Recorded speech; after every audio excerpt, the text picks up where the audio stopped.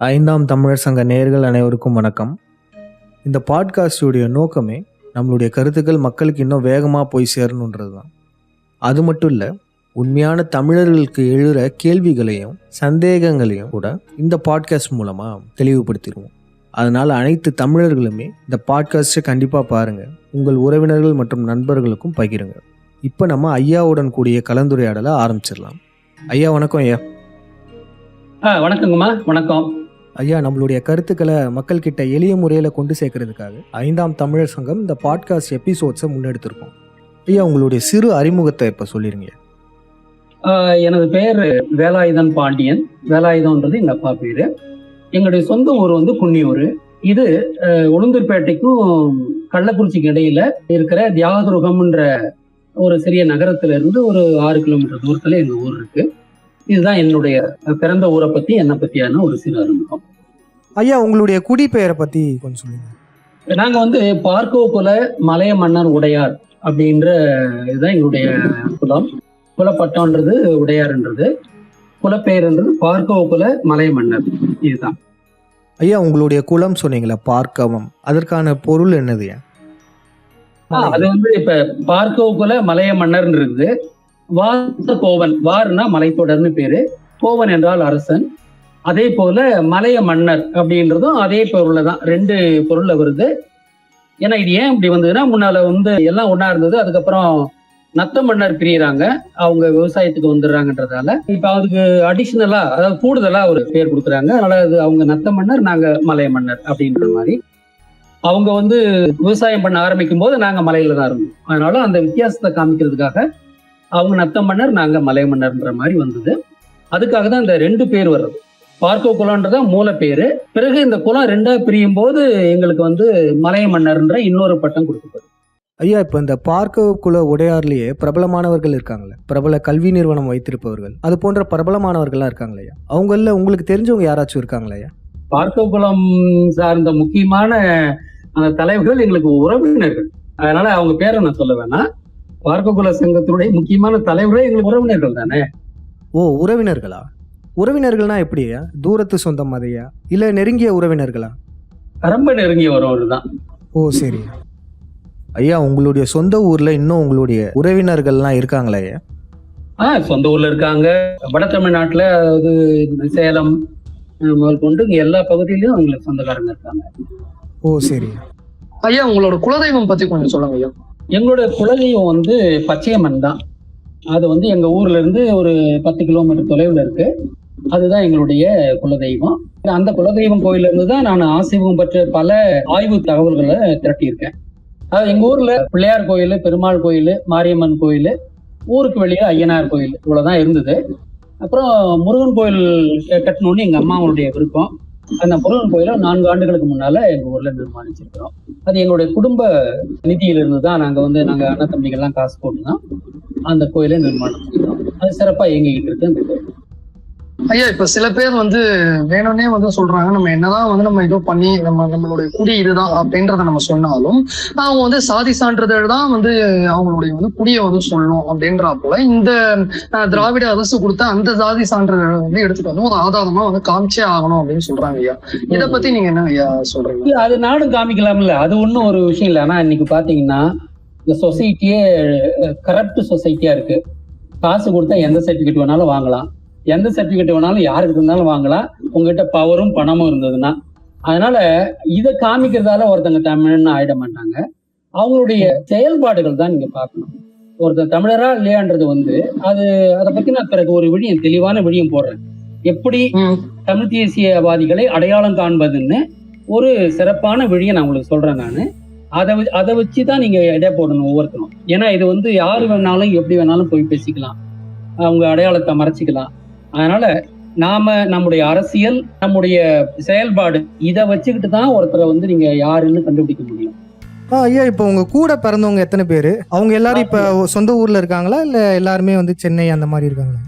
நாங்க எங்க வீட்டுல மொத்தம் 6 பேர் பிள்ளைகள், 5 பேர் அண்ணன் தம்பிகள் இருக்கோம். எனக்கு ஒரு தமக்கை இருக்காங்க. நாங்க 6 பேர் எங்க வீட்டுல. ஐயா, நீங்க தொடக்க கல்வி, மேல்நிலை கல்வியில எங்க வந்து படிச்சவங்க, அதை பத்தின தகவல் கொஞ்சம் சொல்லுங்க. நான் தொடக்க கல்வி வந்து தியாகதுருகம் அரசினர் தொடக்கப்பள்ளியில் தான் நான் படித்தேன். 5 ஆண்டுகள் அங்கே தான் படித்தேன். அதுக்கப்புறம் மேல்நிலை பள்ளி வந்து அதே தியாகதுர்கத்தில் இருக்கிற மேல்நிலை பள்ளியில 6 ஆண்டுகள் படிச்சு 11ஆம் வகுப்பை நான் முடிச்சேன். ஐயா இன்னும் ஒரு சந்தேகம். அந்த தியாக துர்கம்னு சொல்றீங்களா ஐயா, இதுல வந்து அந்த துர்கைன்ற பேர் மாதிரி இருக்குல்லையா, அதுக்கு என்ன அர்த்தம் இது? தியாகதுர்கத்துல ஒரு மலை இருக்கு. அந்த மலையில நிறைய சித்தர்களை தங்கி படிச்சாங்கன்றதுக்கு அங்க பாழி இருக்கு, எல்லாம் இருக்கு. அதுதான் அந்த பகுதிக்கே வந்து ஒரு தலைமை சித்தர்களுடைய தலைமையகமா கூட இருந்திருக்கு. அங்க வந்து அந்த பழைய சித்தர் பாழியை இப்ப வந்து ஒரு அம்மன் கோயிலா மாத்திட்டாங்க. அந்த அம்மன் வேற யாரும் இல்ல, துர்க்கை அம்மன் தான். இது வந்து இப்ப ஒரு 8 ஆண்டுகளுக்கு முன்னால் தான் இது எனக்கே தெரிஞ்சது. அந்த கோயில் வாசல் வந்து துர்க்கை வந்து இருமை முகம் கொண்ட மகிஷாசுரனை குத்துற மாதிரி தான் அங்க சிலை வச்சிருக்காங்க. அதுதான் எனக்கு மிக அதிர்ச்சியா இருந்தது. அதுக்கப்புறம் நான் விசாரிச்சு பார்த்தேன். அவங்க சொன்னாங்க இது இந்த ஊருடைய பழைய பேர் வந்து தியாக வள்ளினாங்க. அதுவும் பொய் தான். தியாகம்னாலே அது துர்க்கை குறிக்கும். தன்னுடைய பிராமண சமூகத்திற்காக தன்னை உயிர் தியாகம் செய்து கொண்டவள் என்ற பேர்ல தான் அவளுக்கு தியாக அப்படின்ற பேர் வருது. இந்த ஊருடைய பழைய பேர் என்னவா இருக்கும்னா வள்ளியூர்னு தான் இருந்திருக்கணும். அந்த வள்ளியூர் தான் இவங்க தியாக வள்ளின்னு மாத்தி அப்புறம் தியாக துர்க்கைன்னு மாத்திருக்காங்க. ஆமாயா, இந்த பல ஊர்கள்ல அப்படிதான் காளி கோயில வந்து இப்ப துர்க்கை கோயிலா மாத்திட்டு வந்துட்டு. ஆமா ஆமா ஆமா ஆமா. அதே போல பல பேருக்கு வந்து குலதெய்வங்களை கூட வந்து காளியை வந்து காமாட்சின்னு சொல்லிட்டு குலதெய்வத்தை வந்து மாத்தி விட்டுச்சு. ஐயோ, அது ஒரு பெரிய இது. என்னன்னா இப்ப இதுல என்ன வேடிக்கை என்னன்னா, மல்லர்களை வந்து காந்தாரி அம்மனுக்கு கோயில் கட்டுறாங்க. காந்தாரி அவங்களோட எதிரி. இப்படித்தான் பண்ணி வச்சிருக்காங்க. அங்க காந்தாரி அம்மனுக்கு அங்க கோயில் கட்டுறாங்க. இங்க மல்லர்கள் வந்து காமாட்சி அம்மனை தன்னை குலதெய்வமா கும்பிட்டு இருக்கிறாங்க. அதாவது இதுதான் பிராமணனுடைய வக்கர புத்தின்னு சொல்றது. அழித்த ஆளுமைகளை வந்து வணங்க வைக்கிறது ஒரு கேவலமான ஒரு விஷயம். ஆனா அதை அவங்க தொடர்ந்து செஞ்சுக்கிட்டு இருக்காங்க. நம்மளுடைய எதிரிகளையே நம்மள வந்து கும்பிட வைக்கிறா போல வந்து இவங்க திட்டமிட்டு அதுல அவங்களுக்கு ஒரு அல்ப சந்தோஷம். இதுல இன்னும் ஒரு விஷயமும் இருக்கு. நாம வந்து நம்ம எதிரியை வணங்கும் போது நம்ம கடவுளர் அங்க வரமாட்டாங்க. அதாவது சித்திரங்களை எல்லாம் கழிவெற்றி கொன்ற பரசுராமன்களையும் கவுனிகளையும் துர்க்கைகளையும் நாம கும்பிட்டு இருக்கும் போது நம்ம கடவுளின் ஆன்மா அங்க வரமாட்டாங்க. இதுதான் கடவுளை கட்டி போடுறதுன்றது. அப்ப நம்ம கடவுளர் நம்முடைய சிக்கல்களை தீர்க்கிறதுக்கு வரக்கூடாதுன்றதுக்காகவே அவங்க ஆளுங்களை நம்மளை கும்பிட வைக்கிறது. இந்த 2 இது இருக்கு. ஒண்ணு அல்ப புத்தி, நம்ம தெய்வங்கள் அந்த நாம கும்பிடும்போது வந்துடக்கூடாது. இந்த 2 காரணத்துக்காக தான் அந்த மாதிரி தொடர்ந்து செஞ்சுட்டு இருக்கிறாங்க பிராமணர்கள். நாம இப்ப சொல்றோம், சில பேர்கிட்ட சொல்றோம் அந்த கடவுள் படங்கள்லாம் தூக்கி வெளியில போடுங்க அப்படின்னு சொல்றோம். சில பேர் பயப்படுறாங்க. தயவு செய்து பயப்படாதீங்க, அதுங்கெல்லாம் கடவுள் கிடையாது. தூக்கி போறதால நமக்கு எந்த பாதிப்பும் வராது. அதே சமயத்துல நமது கடவுளர்கிட்ட நீங்க வேண்டுகோளை வைக்கும் போது அவங்களால எந்த பாதிப்பும் நமக்கு வராது. அதனால கொஞ்சம் கூட அச்ச உணர்வு இல்லாம அந்த படங்களை எல்லாம் எடுத்து குப்பை தொட்டில் தூக்கி போடுங்கன்றாங்க. அதாவது பரசுராம, ஹயக்ரீவன், துர்க்கை இந்த மாதிரி படங்கள் எல்லாம் என்னென்ன இருக்குதோ, நரசிம்ம அவதாரம், இதெல்லாம் எங்க தூக்கி குப்பை தொட்டியில போடுங்கன்றாங்க. நீங்க எதிரியை கும்பிட்டு இருக்கும் போது எப்படிங்க அந்த ஆன்மா அங்க வரும் உங்ககிட்ட? கழுவேத்தி முருகன் ஒரு படம் வந்துச்சு. அந்த படத்துலயும் இந்த கழுமரத்தை வந்து மக்கள் கும்பிடுற மாதிரிலாம் காமிச்சிருப்பாங்க. கும்பிட்டு இருக்காங்க. அது என்ன நியாயப்படுத்துறாங்கன்னா, ஜீசஸ் சிலுவையில அரைஞ்சது, அது வந்து அவரு சிலுவையை இப்ப கும்பிடுறாங்கல்ல, அதே போலதான் வந்து நம்ம சித்தர்களை இது பண்ண அந்த கழுமரத்தையும் கும்பிடணும், அந்த மாதிரி வந்து பரப்புறாங்க. இல்ல, அது கூடவே கூடாது ஏங்க. அதுலதான் நம்ம சித்தர்கள்லாம் இது சித்திரவதை அடைஞ்சிருக்கிறாங்க. அதை நீங்க வஞ்சிட்டீங்களா, கும்பிடுவீங்களா? அதை கும்பிட வேணாம். அது இப்ப இருக்கிறது என்னன்னா, நாம வந்து இப்படி அழிக்கப்பட்டோன்றதுடைய ஆதாரமா அது இருக்குது. ஒரு ஞாபகார்த்தமா வச்சுக்கலாம் மொழிய, அதை நீங்க வணங்கவே கூடாது. கழுமரத்தை வணங்கவே கூடாது. அதை ஒரு தனியா அதுக்கெல்லாம் நீங்க வந்து அலங்காரம் பண்ண வேண்டியதில்லை, பொட்டு வைக்க வேண்டியதில்லை, ஒன்றும் வைக்க வேண்டியதில்லை. அது தனியா ஒரு கண்ணாடி பழையில வச்சிடணும். இப்படித்தான் நாமெல்லாம் கழுவேற்றப்பட்டோம்னு, அவ்வளவுதான். அது யாரும் கும்பிடக்கூடாது. அதுக்கு பொட்டு, அதுக்கெல்லாம் அபிஷேகம்லாம் எதுவும் பண்ணக்கூடாது. ஏன்னா நிறைய மாரியம்மன் கோயில்ல அந்த கழுமரத்தை வச்சிருக்கிறாங்க. நானே நம்ம வீடியோல காமிச்சது நம்ம மாரியம்மன் கோயில்ல இருந்த கழுமரத்தை தான் நான் காமிச்சிருக்கிறேன். சரியா சரி. அப்பனா ஐயா, இது வந்து இவனுங்க எப்படி வந்து இதை கொண்டு வந்திருக்காங்க அப்படின்னா, நம்மளுடைய தாத்தனையும் பாட்டனையும் வந்து ஏதோ ஒரு கத்தியால வெட்டினாங்க அப்படின்னா, இப்போ துப்பாக்கியால சுட்டாங்க அப்படின்னா, அந்த துப்பாக்கியை வந்து எடுத்துட்டு வந்து வச்சு நம்ம பத்திரமா வந்து கும்பிடுறா போல ஒரு கட்டமைப்பு வந்து ஏற்படுத்தி வச்சிருக்காங்க. ஆமா ஆமா, இதுவே நம்ம மூதாதையரை வந்து நாம இழிவுபடுத்துறதுக்கு சமம் இல்லையா? நம்ம மூதாதையரை வந்து கொல்ல பயன்படுத்திய ஒரு ஆயுதத்தை நாம எப்படி கும்பிடலாம்? காமன் சென்ஸே இல்லையே இதுல வந்து ஒரு யாருமே இதை ஏற்றுக்கொள்ளக்கூடாது. ஆனா இப்படித்தான் நம்மளை பழக்கி வச்சிருக்காங்க. ஜீசஸோட கிராஸ் என்றது வந்து முருகனுடைய உயிர்த்தலை குறிக்கும் ஒரு அடையாளம் தான். அதாவது ஒரு விதை வந்து முளைக்கும் போது 3 இலைகளோட முளைக்கும். 1 தலை, 2 இலைகள் வந்து 2 கைகள், அந்த தண்டு வந்து உடம்புன்ற மாதிரி. இப்படி வந்து முருகன் வந்து இந்த சிலுவையை ஒரு உயிர்த்தலை குறிக்கின்ற ஒரு பிளஸ்ன்றதும் வந்து நம்ம கூட்டிக்கிட்டு போறோம் இல்லையா, மக்கள் தொகை கூட்டுறோன்றதாலையும் அந்த பிளஸ்ஸை குறிக்கணுன்ற மாதிரியும் உயிர்த்தலை குறிக்கணுன்ற மாதிரி தான் உருவாக்குனாரு. முருகனை இழிவுபட்டணுன்ற எண்ணத்துல தான் இதை அவங்க செஞ்சிருக்கிறாங்க. அதனால இதுக்காக நீங்க சிலுவை எல்லாம் கும்பிட்டு இருக்கவே கூடாது. இங்க நாம எப்படி இதை கும்பிடுறோமோ அதே போல கிறிஸ்டியன்ஸ் வந்து சிலுவை கும்பிடக்கூடாது. இன்னொன்னு, கிறிஸ்து மதமே ஒரு பித்தலாட்டம் நான் ஏற்கனவே சொல்லிட்டேன். அதுக்கு மேல அதுல என்ன பேசுறதுக்கு இருக்கு? ஐயா, உங்களோட தொடக்க கல்வி பத்தி சொல்லியிருந்தீங்க. +1 +2 எங்கங்க ஐயா படிச்சிருந்தீங்க? அந்த காலத்துல +1 +2ன்ற இதுவே கிடையாது, முறையே கிடையாது. ப்ரீ யூனிவர்சிட்டி கோர்ஸ் அப்படின்னு ஒன்று, PUC அப்படின்னு 1 வருஷம் கல்லூரியில படிப்போம். படிச்சுட்டு அதுக்கப்புறம் BSCயோ BA போன்ற படிப்புகளோ அல்லது வந்து இன்ஜினியரிங், மெடிசின் போன்ற படிப்புகளோ அதுக்கப்புறம் படிப்போம். அப்ப கல்லூரிக்கான ஒரு தொடக்க அறிமுக கல்வியாகத்தான் ப்ரீ யூனிவர்சிட்டி கோர்ஸ்னு வச்சிருந்தாங்க அந்த காலத்துல. நான் சென்னை வைஷ்ணவா கல்லூரியில வந்து PUC படிச்சேன். அப்ப அதுக்கப்புறமா இங்க வைஷ்ணவால முடிச்சுட்டு அதுக்கப்புறமா தான் காலேஜ்க்கு வந்து வெளியில போவீங்க? ஆமா, அதாவது நான் வைஷ்ணவால படிக்கும் போதுதான் எங்க அப்பா தவறிடுறாரு அந்த வருஷம். எனக்கு வந்து பெரிய பொருளாதார சிக்கல் வருது, மழை பெய்யாம வந்து வறட்சி வேற வந்துருச்சு எங்க ஊர்ல. விவசாயத்தை நம்பிக்கிட்டு குடும்பங்கள்ல வந்து இந்த மாதிரி எப்படி இது பண்ண முடியுன்றத என்னால கல்விக்கு போக முடியல, உயர்கல்விக்கு போக முடியலன்னு இல்லை, அவங்க அனுப்புறேன்னு தான் சொன்னாங்க, எங்க அம்மா எல்லாம் அனுப்புறான்னு தான் சொன்னாங்க. அவங்க படுற கஷ்டத்தை பார்த்துட்டு இல்ல நான் வந்து படிக்கல, நான் விவசாயம் பண்றேன், அதுல கொஞ்சம் நம்ம முன்னுக்கு வந்த பிறகு நான் படிப்பை பத்தி யோசிக்கிறேன் அப்படின்னு சொல்லிட்டு நான் படிப்பை இடைமறிச்சிட்டு 2 வருஷம் நான் விவசாயம் பண்ணியிருக்கேன். அதுக்கப்புறம் தான் வேறொரு வாய்ப்பு எனக்கு ஏற்பட்டதால திருப்பி நான் BSc படிக்க போறேன். அந்த BSc வந்து அண்ணாமலை பல்கலைக்கழகத்துல 3 ஆண்டு BSc படித்தேன். அதுக்கப்புறம் அங்கேயே 2 ஆண்டு MSc பிசிக்ஸ் படித்தேன். BSc physics, MSc physics. அப்புறம் MScல என்னை வந்து ஃபெயில் பண்ணிட்டாரு ஒரு தெலுங்கு பிராமணர் ஒருத்தர் வந்து என்னை ஃபெயில் பண்ணிட்டாரு. அதுக்காக நான் அங்க வந்து B.Ed அங்கேயே பண்ணேன். மொத்தத்துல அண்ணாமலை பல்கலைக்கழகத்துல 6 ஆண்டுகள் நான் படிச்சிருக்கேன். இந்த அண்ணாமலை பல்கலைக்கழகம்னா இங்க சிதம்பரத்துல இருக்கு, அதுவும் ஐயா? அதுதான் சிதம்பரம் அண்ணாமலை பல்கலைக்கழகம் தான். ஆனா ஐயா, உங்களை வந்து நீங்க பெங்களூர்ல இருந்து வந்தீங்க, கர்நாடகத்தை தான் உங்களோட பூர்வீகம் அப்படின்னு சொல்லிட்டுலாம் சில பேர் வந்து பேசிக்கிட்டு இருக்காங்க ஐயா. அப்ப நீங்க ஏன் ஐயா பெங்களூர் போனீங்க? நான் சிறு வயதுல இருந்தே நான் வந்து ஒரு விஞ்ஞானி ஆகணும் அப்படின்ற வந்து எனக்கு வந்துச்சு. அதை பத்தியும் கூட நம்ம அப்புறம் பேசலாம். அதனால அந்த ஒரு எண்ணம் இருந்துகிட்டு இருந்ததால அண்ணாமலையில BSc படிக்கும் போதுதான் இந்தியன் இன்ஸ்டிடியூட் ஆஃப் சயின்ஸ்னு ஒண்ணு இருக்கு, அது பெங்களூர்ல. அது வந்து அப்பயே வந்து ஒரு 70-80 ஆண்டு பழமை வாய்ந்த ஒரு நிறுவனம். இந்தியாவிலேயே முதன்மையான ஒரு ஆய்வு கூடம் அது. அங்க PhD பண்ணணும் அப்படின்ற ஆசை எனக்கு வந்துச்சு. அதுக்கப்புறம் நாங்கள் MSc 1ஆம் ஆண்டு படிக்கும்போது அங்கே நாங்கள் டூர் வேற போயிருந்தோம், எஜுகேஷனல் டூரா. அங்கே நான் பார்த்தேன், அங்கே இருக்க நவீன இயந்திரங்களை எல்லாம் நான் பார்த்த உடனே எனக்கு அங்கே படிக்கணுன்ற ஆர்வம் இன்னும் எனக்கு மேல் கூட்டிடுச்சு. அங்கே போகணுன்ற இதில் வெறியோட நான் படித்தேன்னு சொல்லலாம். நான் பிசிக்ஸ் எல்லாம் படித்தேன்.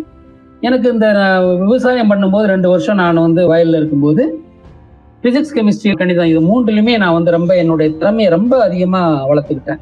ரொம்ப அதிகமானா ஒரு விஞ்ஞானின்ற அளவுக்கு நான் வந்து வளர்த்துக்கிட்டு இருந்தேன். அதுதான் எனக்கு வந்து நான் MScல என்ன ஃபெயில் பண்ணி இருந்தாலும் கூட எனக்கு வந்து IISc Indian institute of science பெங்களூர்ல எனக்கு படிக்கிறதுக்கான ஒரு வாய்ப்பு கிடைக்கிறதுக்கு ஒரு காரணமா இருந்தது. அதன் பிறகு அங்க பட்டம் பெற்ற உடனே வந்து வெளிநாடு போகக்கூடாது அப்படின்னு நான் ஒரு முடிவு எடுத்திருந்தேன். ஏன்னா நான் மிக உயர்ந்த கல்வியை நான் பெற்றிருந்ததால இந்திய நாட்டினுடைய எவ்வளவு பணத்தெல்லாம் நான் செலவு பண்ணிட்டு நான் வந்து வெளிநாட்டுல போய் வேலை செய்யக்கூடாது அப்படின்ற ஒரு எண்ணம் எனக்கு வந்ததால நான் வெளிநாடு போறதில்லைன்ற ஒரு முடிவு எடுத்தேன். அப்புறம் என்ன பண்ணலாம்னு பார்க்கும்போது நான் இந்தியன் இன்ஸ்டிடியூட் ஆஃப் சயின்ஸ் போன்ற ஒரு இடத்துல வந்து நான் வந்து ஒரு பேராசிரியராக இருக்கணும்னு தான் எனக்கு ஒரு ஆசை. ஆனா அங்க நான் படிக்கும் போதே எனக்கு தெரிஞ்சுக்கிட்டேன் அது வந்து ஒரு பிராமண மடம், அங்க நம்ம படிக்க மட்டும்தான் முடியும், வேலைக்கெல்லாம் செய்ய முடியாதுன்னு எனக்கு தெரிஞ்சு போச்சு. அப்ப நம்ம என்ன செய்யலாம் அப்படின்னு இருக்கும்போது தான் நான் வந்து ரிசர்ச் அண்ட் டெவலப்மெண்ட்டுக்காக கம்ப்யூட்டர் ஆட்டோமேட்டட் எக்யூப்மெண்ட் பண்ணி அகில இந்தியாவில் இருக்கிற IIT, யூனிவர்சிட்டிஸ், DRDO, ISRO போன்ற நிறுவனங்களுக்கு நான் செஞ்சு கொடுத்துக்கிட்டு இருந்தேன். அதனால அங்க வந்து ஒரு 19 ஆண்டுகள் என்னுடைய வாழ்க்கை பெங்களூர்லயே போயிடுச்சு. நான் 2003 தான் சென்னைக்கு நான் வந்தேன். ஆக 1983 நான் வந்து பெங்களூர் போறேன். 2003 சென்னைக்கு வர்றேன். ஆக கிட்டத்தட்ட 20 ஆண்டுகள் நான் வந்து பெங்களூர்ல வாழ்ந்திருக்கேன். ஐயா இப்போ ஒரு சிலர் வந்து வெளிநாட்டுக்கு போனால் திருப்பியும் இங்கே வர்றதுக்கே பிடிக்காது அந்த மாதிரி சொல்லுவாங்க. இப்போ நீங்கள் பெங்களூரில் இத்தனை ஆண்டு காலமாக பணியாற்றிருக்கீங்க. அப்போ தமிழ்நாட்டுக்கு வர்றதுக்கான நோக்கம் என்ன இருந்துச்சு? ஆமா, நீங்க சொல்ற மாதிரி அது உண்மைதான். ஏன்னா அங்கேயே நான் தொழில் ஆரம்பிச்சுட்டேன், நல்லா போயிட்டு இருந்தது. அந்த ஊர் எனக்கு பழக்கப்பட்டுருச்சு. என்னென்ன பொருள் எங்கெங்க கிடைக்கும், எங்கெங்கெல்லாம் ஒர்க் ஷாப் இருக்கு, எனக்கு எப்படின்னா எனக்கு சப்போர்ட் சர்வீசஸ் எல்லாம் எங்க கிடைக்கும் எல்லாம் இருந்ததால நான் அங்கேயே செட்டில் ஆகுறதுன்னு தான் முடிவு பண்ணிட்டு தான் இடம் வாங்குறதுக்கெல்லாம் கூட ஏற்பாடு பண்ணிட்டேன். அப்பதான் வந்து பொட்டா சட்டம் இது பிஜேபி அரசாங்கத்தால பார்லிமெண்ட்ல நிறைவேற்றப்படுது. அது என்னன்னா, சந்தேக பேர்ல யாரையாவது அரசாங்கம் கைது செஞ்சதுன்னா 10 வருஷம் வரைக்கும் விசாரணை கைதியாவே வச்சிருக்கலாம். மற்றபடி நீங்க ஒரு சந்தேக கேஸ்ல யாரையாவது கைது பண்ணாங்கன்னா 30 நாள்ல, அந்த கால அப்ப இருந்த முறைப்படி 30 நாள்ல சார்ஜ் ஷீட் போட்டாகணும், அதாவது குற்றப்பத்திரிகை சமர்ப்பிக்கப்பட வேண்டும். ஆனா இந்த பொட்டா சட்டத்துல 10 ஆண்டுகள் வரை குற்றப்பத்திரிகை சமர்ப்பிக்காமலேயே ஒருத்தரை வந்து விசாரணை கைதியாவே வச்சிருக்கலாம். இது வந்து இதுல இருக்க ஆபத்து எனக்கு பகீர்னு பட்டது. அப்படின்னா யாராவது நல்லது செய்யறவங்கள கூட இந்த மாதிரி சந்தேகத்துல பிடிச்சி வச்சு 10 வருஷம் விசாரணைக்கு இதே ஜெயில வச்சிருந்தாங்கன்னா அதுக்கப்புறம் அவர் வெளியில வந்து ஏதாவது செய்வாருன்றீங்க, அவ்வளவுதான். இதற்காகத்தான் இந்த பிராமணியம் பொட்டா போன்ற சட்டங்களை ஏற்றினார்கள். இது எனக்கு மிகப்பெரிய ஆபத்தா தெரிஞ்சது. இனிமேலும் நாம வந்து பெங்களூர்ல இருக்கக்கூடாது. தமிழ்நாட்டுல என்னதான் நடக்குது? மைசூர்ல பிறந்த ஜெயலலிதா வந்து கூத்தாடியா சென்னைக்கு போறா, அவ வந்து சீஃப் மினிஸ்டர் ஆகிறா, அவ வந்து அந்த பொட்டா சட்டத்தை பயன்படுத்தி இத்தனை பேரை கைது பண்றா. நாம நம்ம ஊரை விட்டுட்டு வந்து ஏன் பெங்களூர்ல உட்காந்துக்கிட்டு பஞ்சம் படைச்சிட்டு இருக்கிறோம்? நாம பேக் டு சென்னை அப்படின்னுட்டு உடனே வந்தேன். சென்னையில வந்து இடம் வாங்கினேன். உடனடியா ஒரு 6 மாசத்துக்குள்ளார நான் சென்னைக்கு மாறிட்டு வந்துட்டு இங்கேயும் தொடர்ந்து அதே போல என்னுடைய R&D வேலையை வந்து இங்கேயும் தொடர்ந்துகிட்டு இருந்தேன், தொழில் பண்ணிட்டு தான் இருந்தேன். ஐயா, இந்த பொட்டா சட்டம் இவ்வளவு கொடுமையான ஒரு சட்டம் போட்டிருக்காங்கல்ல, அது ஏன் அந்த காலகட்டத்துல போடணும்? இவங்க எதுக்கு போட்டாங்கன்னா, ஈழ போற அவ வந்து 2வது ராமாயண போற நடத்தியே ஆகணும்னு பிராமண ஒத்த கால நின்றுட்டு இருக்கான். அதுக்கு ஏதாவது குளறுபடி வந்துடக்கூடாது இல்ல. அதனால ஈழத்துக்கு ஆதரவா பேசுறவங்களெல்லாம் குரல் வலைய வந்து நெரிக்கணும். அதுக்காக தான் அவ போட்டாங்க. நமக்கு தெரியும், ஈழ போர் 2009 முடிஞ்சது. இந்த சட்டம் போட்டது 2002. இன்னொன்னு கேளுங்க, 2001 இதே ஈழ போரை குறிக்கிற ட்வின் டவரை, ராவண இந்திரன் பேரால் இருக்க ட்வின் டவரை ஏரோப்ளைன் விட்டு இடிச்சதா கதை பண்ணினாங்க. கதை பண்ணிட்டு அமெரிக்காவில பேட்ரியாட் லா அப்படின்னு ஒரு சட்டம், இங்க பொட்டா மாதிரி தான் அதுவும் அங்கேயும் இந்த மாதிரி மக்களை டார்ச்சர் பண்றதுக்குன்னே ஒரு சட்டத்தை உருவாக்குறான் அமெரிக்க யூதன். அதே போல அதே 2001 ஆண்டில் டிசம்பர் மாதத்துல, டிசம்பர் 12ஆம் தேதி நினைக்கிறேன், இந்திய பார்லிமெண்ட் தாக்கப்பட்டதா பொய்யா பித்தலாட்டத்தை உருவாக்குறான் பிராமணன். இந்திய பார்லிமெண்ட யாரும் தாக்கல. ட்வின் டவர் வந்து ராமாயணத்தோட தொடர்புகிறது. அதனால ட்வின் டவர் இடிச்சிட்டு பேட்ரியாட்ல உருவான போல அதே ஆண்டு 2001 இந்தியன் பார்லிமெண்ட்டை தீவிரவாதிகள் தாக்குற மாதிரி பிராமணர்களே செட்டப் பண்ணி அப்படி ஒரு டிராமாவை நடத்தி, அந்த டிராமாவினுடைய விளைவாக ஐயோ டெரரிசம் வந்து போச்சு இந்தியாவுக்கு அப்படின்னுட்டு அதற்காக ஒரு பொட்டா சட்டத்தை உருவாக்கினார்கள். ஆனா அந்த பொட்டா சட்டத்தை எதற்கு பயன்படுத்தினார்கள் என்றால், முஸ்லிம் மக்களை ஒடுக்குவதற்காகவும் தமிழர்களை ஒடுக்குவதற்காகவும் தான். அதனாலதான் ஈழத்தமிழ்ல வந்து பொட்டாவில் அரெஸ்ட் பண்ணாங்க. இதுதான் எனக்கு வந்து மிகப்பெரிய ஆத்திரத்தை கொடுத்தது. இனிமேலும் நம்மள மாதிரி படிச்சவங்க வந்து வெளியூர்ல இருக்கக்கூடாது, நாம சென்னைக்கு போவோம், நாம ஏதாவது பண்ணுவோம். அப்பெல்லாம் நான் என்ன பண்ணுவோன்றதே எனக்கு தெரியாது. எப்படி தமிழ் தேசத்தை கட்டி எழுப்புறது என்னென்னோ பண்ணிக்கிட்டு இருந்தேன். அதனால அதுக்கு தான் இங்க நான் சென்னைக்கு வந்தேன். ஐயா, இப்ப வந்து ஈழப்போதுக்காக நீங்க இங்க சென்னை வந்த அப்படின்ற போல சொன்னீங்க. அப்போ பொட்டாவும் வந்து போட்டிருந்தாங்க அப்படின்னு சொன்னீங்க. அப்போ பொட்டாவால யாராவது முக்கியமான தலைவர்கள் யாராவது பாதிக்கப்பட்டாங்க? ஆமா, ஒரு 43 பேரை கைது பண்ணதா கேள்வி. பழநெடுமாறன், சுபவீர பாண்டியன், வைகோபால் சாமி நாயுடு இவர்கள்லாம் வந்து கைது செய்யப்பட்டிருந்தாங்க. வைகோ கைது பண்ணதுதான் நான் ஒரு பெரிய விஷயமா பார்த்தேன். உண்மையிலே நான் சென்னைக்கு வந்தது காரணமே வைகோ தான். ஐயோ, ஈழத்தமிழுக்கு ஆதரவா இருந்தாராச்சே, இவரை அரெஸ்ட் பண்ணிட்டாங்களே அப்படின்னு தான் நான் இங்க வர்றேன். அதுக்கப்புறம் வந்து பார்த்தா கதையே வேற மாதிரி இருக்கு. வைகோ வந்து ஒரு டபுள் ஏஜென்ட் மாதிரி தான் இருந்திருக்காரு. டபுள் ஏஜென்ட் கூட இல்ல, சிங்கிள் ஏஜென்ட் தான். பிராமணனுக்கு தான் முழுக்க உதவி பண்ணிட்டு இருந்திருக்காரு. அது இப்ப நம்ம புரிஞ்சுக்கிறோம். எனவே வர்றதுக்கு அவங்க காரணமா இருந்தாங்கன்றது உண்மைதான். ஐயா இது போலதான் நீங்க 2012-13 ஏதோ ஒரு விடயத்துல முன்னாடி நான் திராவிடத்துக்கு ஆதரவா இருந்தேன் அப்படின்னு சொல்லிட்டு சொல்லியிருந்திருக்கீங்க போல. அதை வச்சுக்கிட்டு சில போலி தமிழ் தேசியவாதிகள் உங்களையே திராவிடர்கள்னு சொல்லிடுறானுங்க. உங்களை எப்படியாச்சும் உங்களை கொலை சொல்லணும் அப்படின்ற ஒரே காரணத்துக்காக ஏதாவது ஒண்ணு எடுத்துட்டு வந்து சொல்றானுங்க.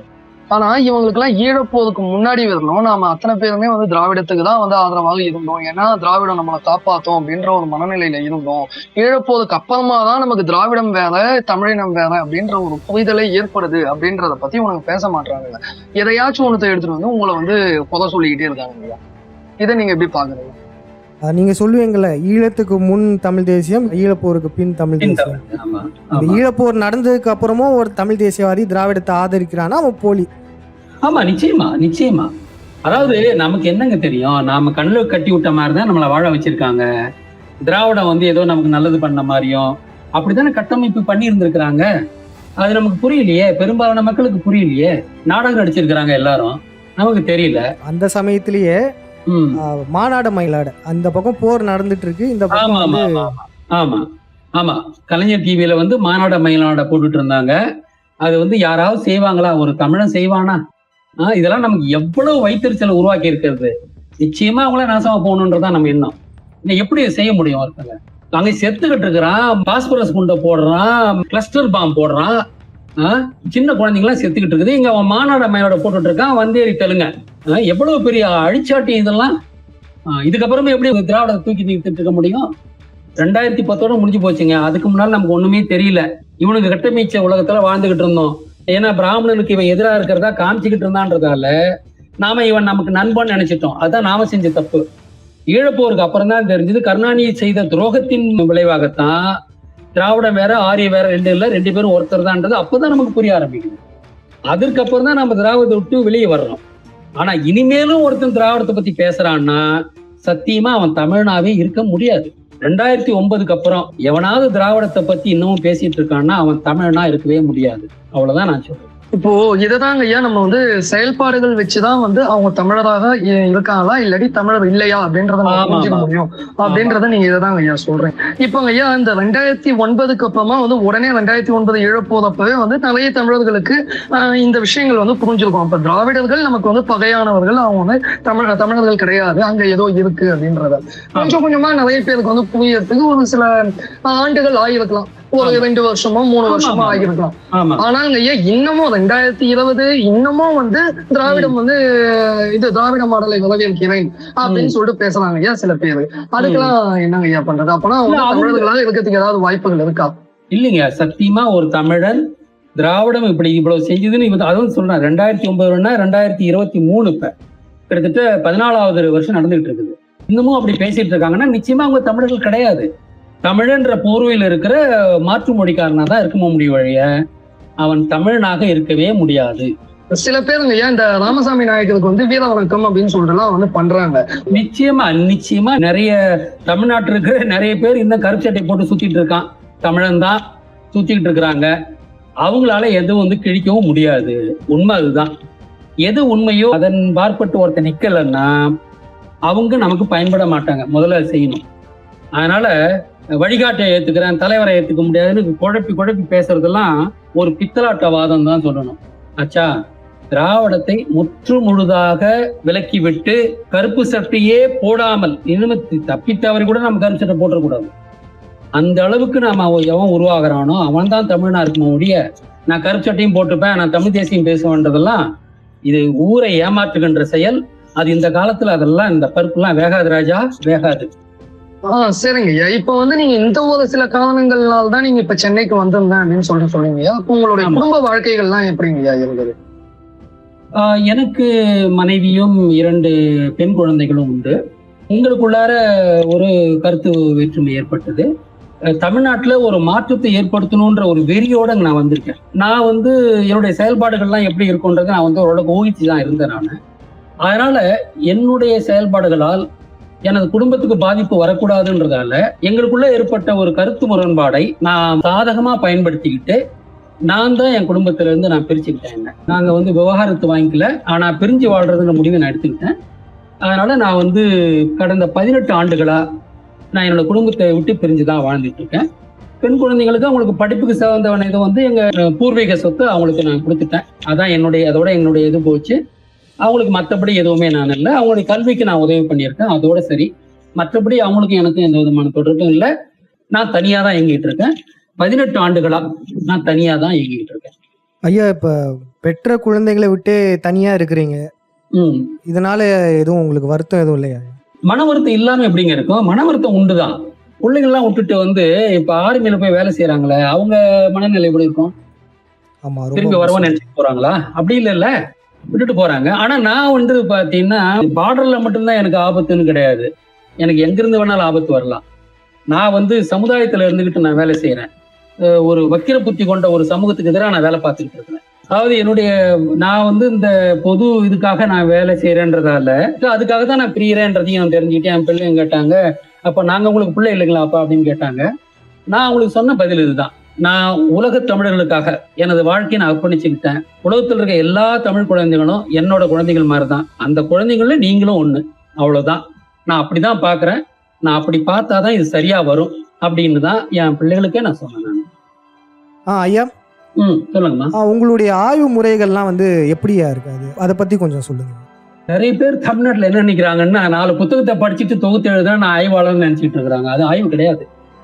நான் வந்து ரிசர்ச் மெத்தடாலஜி படிச்ச ஆள். நான் ஒரு PhD வாங்கின ஆள். அப்ப நான் இங்க தமிழ் ஆராய்ச்சிக்கு நான் வர்றேன். வெற்றி பெற்றவர்கள் தான் வரலாற்றை எழுதினார்கள் என்றது பொதுவான எல்லாரும் அறிஞ்ச ஒரு உண்மை. அப்படின்னும் போது நாம கிட்டத்தட்ட ஒரு 1000 வருஷமா நம்ம ஆட்சியிலே இல்லை. அப்ப இந்த எழுதப்பட்ட இலக்கியங்களை நம்மளால நம்ப முடியுமா? செதுக்கப்பட்ட கல்வெட்டுகளை நம்மளால நம்ப முடியுமா? செதுக்கப்பட்ட செப்பு பட்டைகளை நம்மளால நம்ப முடியுமா? இப்ப நாம பாக்குறோம், திருக்குறள் உள்பட தொல்காப்பியம் உள்பட பிராமணன் கை வச்சிருக்கான்னு நமக்கு தெரியுது.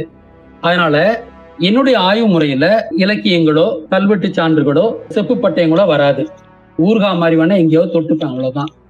ஆனா நான் என்னுடைய அனுபவத்துல நான் பார்க்கும்போது, இந்த ஒரு 10-15 வருஷமான்ற ஒரு அனுபவத்துல பார்க்கும்போது, தமிழ் சொற்களுக்கு வரலாறு சொல்கின்ற பண்பு இருக்குன்றதை நான் கண்டுபிடிச்சேன். உண்மையிலேயே இது ஒரு பெரிய கண்டுபிடிப்புன்னு தான் சொல்லணும். ஒரு புதிய ரிசர்ச் மெத்தடாலஜியை நான் உருவாக்கியிருக்கேன். சொற்களை வைத்து வரலாறை காண முடியும். ஏன்னா செப்பு பட்டயம் மேற்கொண்ட சொற்கள்லாம் வந்து மனிதனால் செதுக்கப்பட்டது, வரலாறு எழுதணும்னு அவங்க அடிச்சது. ஆனால் அது பொய் இருக்கலாம், அதுல உண்மை இருக்கலாம். நாம் எது உண்மை எது பொய்யெல்லாம் நமக்கு தெரியாது. ஆனால் சொற்கள், தமிழ் சொற்கள் உருவான போது அது வரலாறு சொல்வதற்காக உருவாகவில்லை. ஆனால் அந்த சொற்களுக்கு வரலாறு சொல்லுகின்ற பண்பு இருக்கு. நீங்களே என்னுடைய விழியங்கள்ல இருந்து நிறைய நீங்க பார்த்திருப்பீங்க. அப்ப சொற்களை கொண்டு வரலாறு ஆராய்ச்சி பண்ணோம்னா அதுக்கு வந்து ஒரு ரிலையபிலிட்டி இருக்கும், ஒரு நம்பகத்தன்மை இருக்கும் அப்படின்றது எனக்கு வந்து. இதை மட்டுமே எடுத்துக்கிட்டோம்னா நம்ம தப்பு பண்ணிடுவோம். இதுக்கெல்லாம் நான் என்ன பண்ணேன்னா, உலகளாவிய ஆர்கியலாஜிக்கல் இன்ஃபர்மேஷன், மாயன்ல இருக்கிற அந்த பிரமிடுகள், குர்கான், அந்த மாதிரியான மேடுகள், இந்த மாதிரி பல விஷயங்கள் இருக்கு. இதையெல்லாம் நான் எடுத்துக்கிறேன். அதை பத்தி எல்லாம் நான் படிக்கிறேன். அதுக்கும் தமிழுக்கும் தொடர்பு இருக்கு. ஸோ இந்த மாதிரி அந்த செய்திகளையும் நான் உள்ளடக்கிக்கிறேன். அப்புறம் ஆந்த்ரோபாலஜிக்கல் ரிசர்ச்னு பேரு. அப்ப ஒரு மனிதன் எப்படி இருந்து எப்படி வந்திருப்பான். சிவன் காலத்துல யாரும் பேச தெரியல, அதாவது பேசுவதற்கு நாக்கு இருக்கு ஆனா சொற்கள் கிடையாது. அப்படிதான் இருந்தாங்க. சிவன் தான் முதல்ல பேச வச்சான். அதனாலதான் அவனுக்கு பேச்சி அப்பன்னு பேரு, பார்வதிக்கு பேச்சி அம்மைன்னு பேரு. இப்ப இது ஒரு பெரிய வரலாறு சொல்லுது. எப்படி பேச்சி அப்பன்னு பேரு அவருக்கு வரும்? ஏன்னா அதுக்கு முன்னால அவங்க பேசல. முதல்ல அவங்கள பேச வைக்கிறதுக்கு சொற்களை உண்டாக்குனது சிவன் தான். அதனால சிவனையும் பார்வதியும் பேச்சியப்பன் பேச்சியம்மன்னு சொல்றாங்க. இப்ப இந்த சொல்லாடல் வர்றதுக்கு ஒரு காரணம் இருந்திருக்கணுமா இல்லையா? ஆந்த்ரோபாலஜிக்கல் ரிசர்ச், ஒரு மனித இனம் எப்படி தோன்றிருக்கும் எப்படி வந்திருக்கும்ன்றத அதை வச்சுக்கிட்டு நாம கொண்டு வர்ற ஒரு ஆராய்ச்சி முறை. அதுக்கப்புறம் உலகளாவிய ஆர்கியலாஜிக்கல் இன்ஃபர்மேஷன் எடுத்துக்கிறது. உலகளாம் இருக்கிற சொற்களையும் கூட மாயன்ல வந்து அந்த கிளே டேப்லெட்டுக்கு பேர் அம்பலம்னு பேர். அம்பலம். அப்ப அம்பலம்ன்றது என்ன? பப்ளிகேஷனு. அப்ப மாயில்ல அம்பலம்ன்ற சொல்லு இருக்கு. அவனுடைய கிளே டேப்லெட்டுக்கு வந்து அவங்க எழுதி வச்சாங்களே, அதுக்கு அம்பலம்னு பேர் இருக்கு. இந்த மாதிரி சுமேரியன் சிவிலைசேஷன், இங்க எல்லாத்துலயுமே தமிழ் சொற்கள் இருக்கு. அதையும் நாம எடுத்துக்கிறோம் கணக்கு. அப்புறம் கடவுளினுடைய உருவகங்கள். இப்ப காலபைரவர் ஏன் நாயோட இருக்கிறாரு? காலபைரவர்னா காலத்துக்கும் வேட்டைக்கார சிவனுக்கும் என்ன சம்பந்தம்? முருக மயில வச்சிட்டு இருக்காரு, பாம்பு கூட இருக்குது. ஐயா, நீங்க இந்த கால பைரவர் ஆய்வு சொன்னீங்களா? ஆமா. அதுக்கு முன்னாடி வரையுமே வந்து கால பைரவர்னா ஒரு கருப்பா இருக்கிற உருவம், ஒரு காளினா அந்த கருப்பு அப்படின்ற மாதிரி தான் எல்லாருமே மக்கள் சிந்திச்சுட்டு இருந்தோம். ஆமா. ஆனா அதுக்கப்புறம் தான் கால பைரவர்னா காலத்தை கண்டுபிடிச்சவன்றத. ஆமா, அவர் வந்து பைரவர்னா வெளிச்சம்னு பேரு. பைரவர் வைரம்னா வெளிச்சம்னு அர்த்தம். காலபைரவருடைய தலைமுடி சூரியன்ல இருந்து கதிர்கள் வர்ற மாதிரி இருக்கும். அப்ப இதுதான் உருவகம். இதுல இருந்து நம்ம வரலாறு மீட்டு எடுக்கிறேன் நான். ஏன் இந்த உருவகம் வந்துச்சு, காலத்துக்கு இவனுக்கு என்ன சம்பந்தம், அப்போ ஒரு வேட்டைக்காரனுக்கும் காலத்துக்கு என்ன சம்பந்தம் இருந்திருக்க முடியும், இப்படி ஆராய்ச்சி பண்ணி கொண்டு வர்றதுதான் அந்த மாதிரி. அது உருவகங்கள்ல இருக்கிறது. நமது கடவுள் உருவகங்கள் வெறும் உருவகங்கள் கிடையாது. உருவ வழிபாடு தவறு கிடையாது. இது உருவ வழிபாடு எல்லாம் வரலாற்றை கடத்துகின்ற ஒரு முறை. நமது கடவுளர் உருவாக்கி சென்றதுதான் இவையெல்லாம். முருகன் தான் முதல்ல உருவ வழிபாட்டை கொண்டு வராரு. குமரிக்கண்டத்துல வாய்மொழியா வந்த அந்த வரலாறு மறைஞ்சு போகின்ற ஆபத்து இருக்கிறதால தான் அந்த வரலாறு வந்து சித்திரங்களின் மூலமா அவர் வந்து திருப்பியும் படைச்சாரு.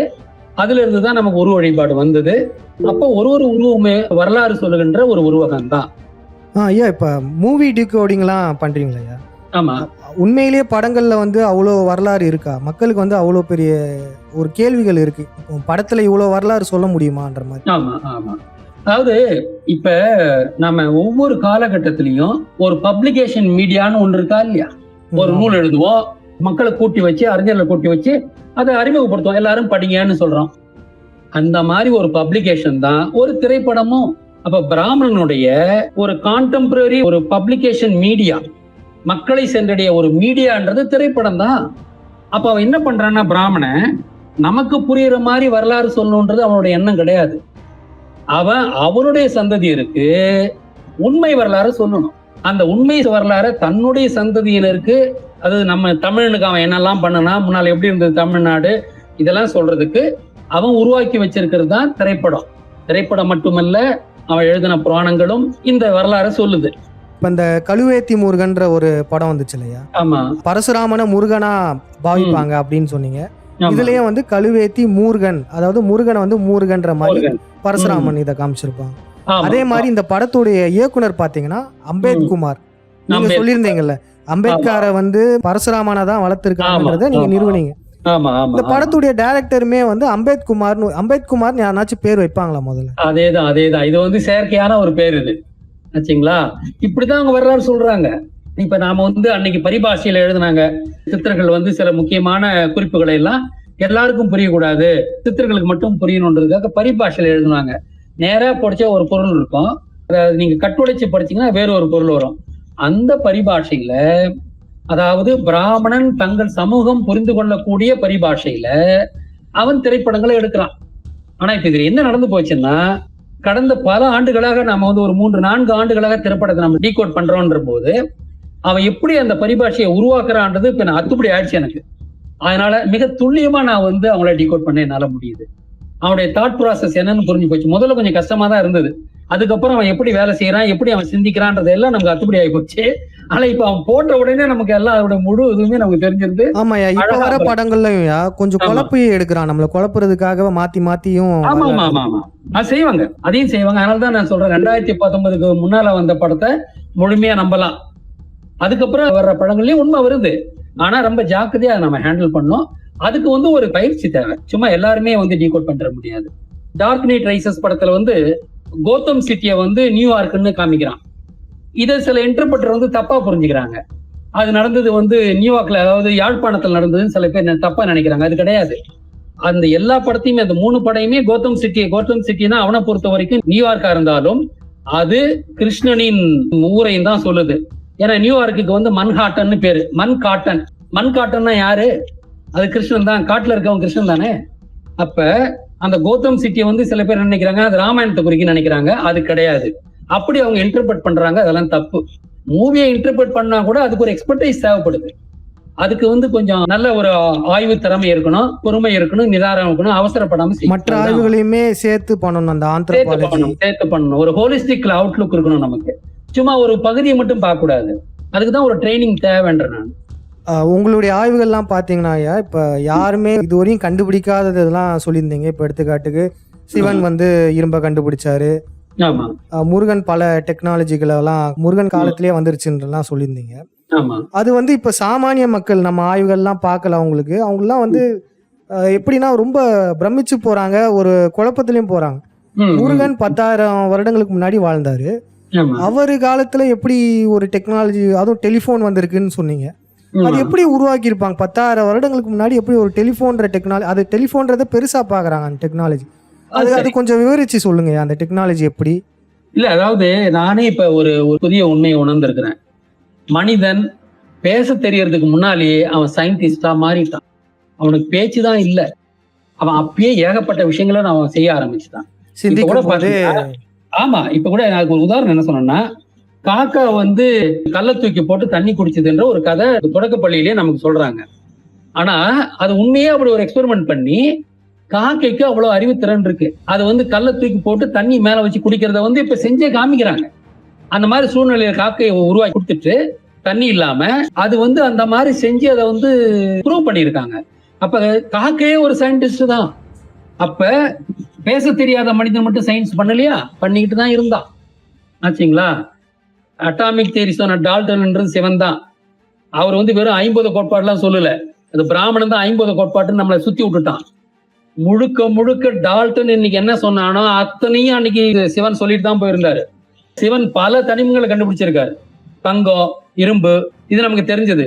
இன்னும் பல தனிமங்களையும் அவர் கண்டுபிடிச்சிருக்கிறார். அது நமக்கு இன்னும் தெரியல, அது தெரிய வரும் வருங்காலத்துல. அதனால சிவன் அணு கோட்பாட சொன்னாரு. ஏன்னா இரும்பை தனியா பிரிச்சு எடுத்துட்டாரு. தண்ணியில போட்டா அது அப்படியே சிகப்பா மாறும், அது அயரன் ஆக்சைடு உருவாயிடும். அப்ப பாக்குறாருல, தண்ணியில போட்டா ஏதோ ஒண்ணு சேர்ந்து அது வேற ஒரு பொருளா மாறுது இல்ல. இதெல்லாம் சிவனுக்கே தெரிஞ்சு போயிடுச்சு. ஜான் டால்டன் சொன்ன அத்தனையும் அன்னைக்கு சிவன் சொன்னாரு. அததான் பிராமணன் 50 கோட்பாடுன்னு சுருக்கிட்டான். புரியுதுங்களா? அப்படி இருக்கும்போது முருகன் எவ்வளவு பண்ணியிருப்பார். அப்படி பண்ணும்போது முருகன் பேட்டரியை கண்டுபிடிச்சாருன்னு மித்திரவருண சக்தியை வச்சு நான் கண்டுபிடிச்சு சொல்லிட்டேன். அது முருகன் தான், அகத்தியர் கிடையாது அப்படின்ட்டேன். ஓம்ஸ் லான்னுவாங்க. ஓம்ஸ் லான்னா அந்த battery current, resistance, voltage, IR drop சம்பந்தப்பட்டது. அது ஏன் ஓம்ஸ் லான்னு பேர் வந்துச்சு? ஓம்னா முருகன் தானே, அது ஒண்ணு. இன்னொன்னு பாருங்க, காப்பர் கம்பி எடுத்துங்க, அதுல கொஞ்ச நேரம் கரண்ட் பாஸ் பண்ணீங்கன்னா கருப்பா மாறிடும். அதுக்கு பேரு கரி அண்டிடுச்சுன்னு சொல்லுவான். கரி அண்டு கரண்ட். அப்ப கரண்ட் கண்டுபிடிச்சவன் தமிழ்னா வேற யாரு சொல்லுங்க பார்க்கலாம். நீங்க இந்த கரண்ட்டுக்கான எட்டிமாலஜி கூட அவங்களால சொல்ல முடியலையா? சொல்ல முடியாது. கரண்ட் எப்படியும் அவங்களால சொல்ல முடியாது, நாம தான் சொல்ல முடியும். கரி அண்டுது, அது பாஸ் ஆகும் போது பேட்டரி கனெக்ட் பண்ணும் போது கரி அண்டுது. அப்ப கரி அண்டி போச்சுன்னா கரண்ட் போகுது அப்படின்ட்டாங்க. அப்படித்தான் கரண்ட்ன்ற வார்த்தையே வருது. மைக்கேல் ஃபாரடேன்றது முருகன் நான் ஏற்கனவே சொல்லியிருக்கேன். வார நாள் தான் ஃபாரடே. மைக்கேல்னா அது வந்து பச்சை மாவை குறிக்கும். அப்போ மைக்கேல் ஃபாரடே யாரு? அவர் தான் எலக்ட்ரோ மேக்னெட்டிக் இண்டக்ஷன் கண்டுபிடிச்சிருக்கிறாரு. அதாவது ஒரு காயில் எடுத்துங்க, அந்த காயில்ல ஒரு டயஃப்ரகத்தை கனெக்ட் பண்ணிருங்க. சும்மா பேப்பர், அதுல ஒரு பேப்பரை இணைச்சிருங்க. அந்த காயில வந்து ஒரு மேக்னெட்டுக்கு உள்ளார போற மாதிரி வச்சிருங்க. ஆச்சுங்களா? மேக்னெட்டுக்கு மேல சொல்ற மாதிரி வச்சிருங்க. இப்ப இந்த காயில இருந்து 2 ஒயர் எடுத்துட்டு போங்க. அதே தூரத்துல இருக்க அதே போல இன்னொரு காயில்ல இந்த ஒயரை கொண்டு போய் அதை கனெக்ஷன் பண்றீங்க. அந்த காயிலையும் ஒரு பேப்பரை வச்சிருங்க. அந்த காயிலுக்கு நடுவுலயும் ஒரு மேக்னெட் வச்சிருங்க. இப்ப நீங்க பேசுறீங்க, அந்த பேசுறதா அந்த பேப்பர் அசையுது. பேப்பர் அசைறதால அந்த காயில் அசையுது. ஒரு எலக்ட்ரோமோட்டிவ் ஃபோர்ஸ் உருவாகுது, கரண்ட் உண்டாகுது. இந்த கரண்ட் கம்பி வழியா அந்த காயிலுக்கு போகுது.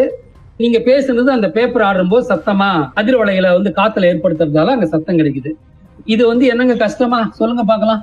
முருகன் போன்ற ஒரு அறிவாளிக்கு இதெல்லாம் ஒரு கஷ்டமான காரியமா? இதைதான் அவரு பண்ணாரு. இதுதான் டெலிஃபோன். ஏன் இந்த தியோசாபிக்கல் சொசைட்டியில் இருக்க லோகோவை கூட நீங்க டீகோட்லாம் பண்ணி சொன்னீங்கல்ல, அது நாகம், அது நாகட்டிவ் நெகட்டிவ்னு சொன்னேன். அணுவின் மையத்தில் வசிப்பது பாசிட்டிவ் பாசிட்டிவ், அதாவது மத்தியிலே இருப்பது வந்து பிளஸ் சார்ஜ், வெளியிலே சுத்துறது வந்து நெகட்டிவ் சார்ஜ் அப்படின்ற அட்டாமிக் ஸ்ட்ரக்சரை முருகன் தான் கண்டுபிடிச்சாரு. அதனுடைய இருக்க மர்மத்தை முழுசா விடுவிச்சவர் தான் விஷ்ணு பிற்காலத்துல, கிட்டத்தட்ட அவர்ல இருந்து 6000 வருஷம் கழிச்சு. இப்படித்தான் ஒண்ணா நம்ம கடவுளர்கள் கண்டுபிடிச்சு வந்திருக்காங்க. ஐயா, அடுத்த கேள்வி வந்து பாத்தீங்கன்னா, பலருமே இதை கேட்குறாங்க. முக்கியமா நம்மளுடைய எதிரிங்க வந்து உசுப்பேத்தி விடுறது அந்த மாதிரி தான். ஏன் முகத்தையே காமிச்சு பேச மாட்டாரு? ஐயாவும் சரி, அப்புறம் 5ஆம் தமிழர் சங்கமும் சரி, முகத்தை காமிச்சாதான் நல்லவங்கன்ற மாதிரி அவங்க கட்டமைக்கிறாங்க. ஏன் நீங்க முகத்தை காமிச்சு பேசல? அதுக்கான தேவை என்ன வரலையா? அதை பத்தி கொஞ்சம் சொல்லுங்க. இதுக்கு நான் அடிப்படையில நான் வந்து ரிசர்ச் அண்ட் டெவலப்மெண்ட் சார்ந்த ஒரு தொழில் பண்ணிக்கிட்டு இருக்கேன். நான் அகில இந்தியாவிலும் என்னுடைய பொருளோட கொடுத்துக்கிட்டு இருக்கிறேன். 2007, 8 நினைக்கல, அது சரியான காலகட்டம் தெரியல. அப்ப நான் வந்து கீற்று இணையதளத்துல டாக்டர் வி பாண்டியன் அப்படின்ற அடையாளத்தோடயே நான் வந்து பின்னோட்டங்களுக்கு போடுவேன், கட்டுரைகள் எழுதியிருக்கேன், பிராமணர்களை தாக்கியும் எழுதுவேன் அப்பயும். இதனால எனக்கு வந்து என்னோட தொழில் ரீதியா எனக்கு நிறைய சிக்கல்கள் வர ஆரம்பிச்சது. அப்பதான் நான் நினைச்சேன், என்னுடைய வாழ்வாதார பணி வேற, நான் செய்யற தமிழ் தேசிய பணி வேற, ரெண்டையும் பிரிச்சிடணும் அப்படின்னுட்டு தான் என்னுடைய அடையாளத்தை நான் பெரும்பாலும் அகில இந்தியாவிலையும் நான் வந்து தொழில் பண்ணும்போது, நான் தமிழ் தேசியத்துக்கு இந்த மாதிரி வேலை செஞ்சேன்னா என்னை வந்து ஒரு பிரிவினவாதியா பார்ப்பாங்க, அப்படிலாம் பார்ப்பாங்க, என்னோட வாழ்வாதார பணிக்கே சிக்கல் வந்துரும்ன்றதால நான் இது ரெண்டையும் பிரிச்சுட்டேன். அதனால என்னுடைய அடையாளத்தை காமிக்காம தான் தமிழ் தேசிய பணிகளை நான் பண்ணிக்கிட்டு இருந்தேன். இன்னும் ஒண்ணு, எனக்கு விளம்பரமும் தேவையில்லைன்னு பார்த்தேன். என்னமோ பாருங்க, நான் செய்யற தமிழ் தேசிய பணிக்கு நாளைக்கு எனக்கு எல்லாரும் வந்து கொடை பிடிக்கணும்லாம் நான் எதிர்பார்க்கல, எந்த எதிர்பார்ப்பும் இல்லாம. ஏன்னா இவனுங்கெல்லாம் காலில் போய் விழுந்தானுங்க பார்த்தீங்களா, அப்ப நான் செத்தேன். உலகமே பார்த்து சிரிச்சது, காலில் விழுந்துட்டு கிடந்ததெல்லாம் பார்த்தீங்கன்னா. எனக்கு ரோஷமானம் அதிகம் உண்டு. இந்த மாதிரி இந்த தமிழ்நாட்டில் நடக்கூடாது, தமிழ்நாட்டை திருத்தணும், அதுக்காக தான் நான் வந்திருக்கேன். அதனால முகம் காட்ட வேண்டிய அவசியம்லாம் எனக்கு ஒன்றும் இருக்கிறதா தெரியல. எப்போ முகம் காட்டணுமோ அப்ப நிச்சயமா காட்டுவேன். தமிழ்நாட்டின் அரசியலுக்கு நாம வழிகாட்டத்தான் போறோம். 5ஆம் தமிழ்ச்சங்கம் அந்த வழிகாட்ட தான் போகுது. அறிவிப்பை நீங்க சீக்கிரம் பார்க்க போறீங்க. அந்த சமயத்துல நான் நிச்சயமா முகம் காட்டுவேன், மக்கள் மத்தியில பேசுவேன். நிச்சயமா அந்த நடக்கத்தான் போகுது. அதனாலதான் முகம் காட்ட வேண்டியதுலன்னு இருக்கிறேன். நான் எப்ப காட்டணுமோ நிச்சயமா காட்டுவேன். மக்கள் மத்தியில இறங்கி நான் பணி பண்ற காலம் வரதான் போகுது. அது கூடிய சீக்கிரத்திலே வரும்னு நான் நினைக்கிறேன்.